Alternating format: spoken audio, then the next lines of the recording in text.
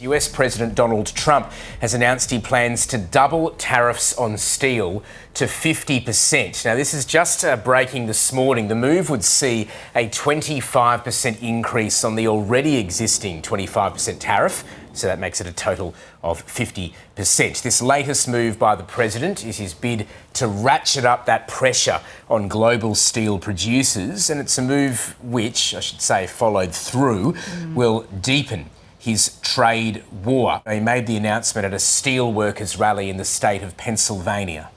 A 25% increase. We're going to bring it from 25% to 50%, the tariffs on steel into the United States of America, which will even further secure the steel industry in the United States. Nobody's going to get around that.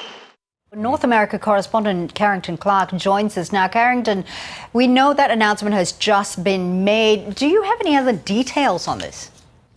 Yeah, so Donald Trump has had a big week when it comes to tariff battles. We've seen a court at one point knocking down his ability under certain emergency powers to levy the tariffs that we saw, the so-called reciprocal tariffs on specific countries. Now, the 25% tariff on steel and aluminium was not affected by that judgment, which I should point out has been stayed. But what he is saying today is that he is going to double the 25% that's already in place up to 50%, which he says will protect the industry further, effectively blocking any imported steel from coming into the United States. The reason he's in Pennsylvania is because he was announcing what he is calling an investment from Nippon Steel into US Steel. This has been a controversial business transaction. The takeover of US Steel by Nippon was blocked by former President Joe Biden on national security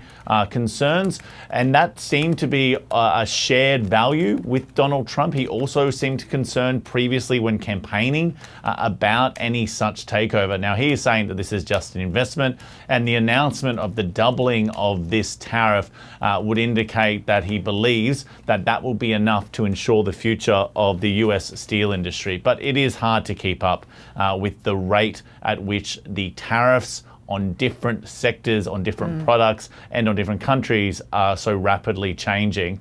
I would say it does appear that steel is an industry that Donald Trump has a strong belief should be protected from foreign competition. This has been a through line both in his first term and in his second term. And one of the architects of Trump's tariff policies, Peter Navarro, has close ties with the steel industry. So in some ways, this isn't a surprise, but it will obviously be worrying to those countries that rely on America as a market for their own steel products. And I would think particularly of concern for Canada, who is the #1 exporter of steel into the US market. But this is an extraordinarily high number. At some point, the tariff becomes so big that you effectively block any competition from external actors. And that's the kind of rate of a 50%. I think we're basically there. But this is consistent with a lot of what Donald Trump says.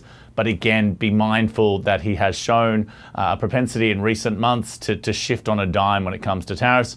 And it's hard to know at this point whether or not this is a thought bubble, whether or not it's a negotiation tactic, or whether or not this will be imposed. And Carrington, you know, this announcement comes amid a court battle, as you mentioned a little earlier there, over the legality of some of Trump's global tariffs. Do we know where that court battle lies now? So what we saw was a court particularly targeting, as I said, the reciprocal tariffs. These were and the universal tariff. These were Donald Trump taking steps under certain emergency powers to levy tariffs on all nations. Now, a particular court found that that was unlawful, that the president didn't possess that power to declare that to be emergency and then use a tariff to deal with what he is calling an economic emergency. But the tariffs on steel and aluminium and the so-called fentanyl tariffs, which were tariffs that were imposed the steel and aluminium tariffs have come under a different part of the president's power.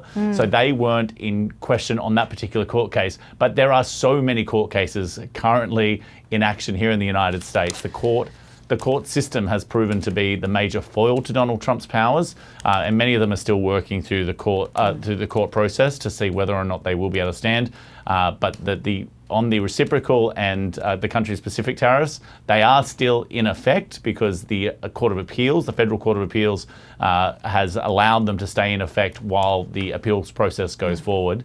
But again, it's hard to know with Donald Trump whether or not these are negotiating tactics or whether or not he plans to keep them in place for an extended period of time, knowing, of course, that by keeping large tariffs in place, it forces up the cost for importers and it forces up the cost of the end consumer here in the United States. As you say, Carrington, it's hard to keep up with what's coming out of the Oval Office these days. But Carrington Clark there, reporting from Washington. Thank you.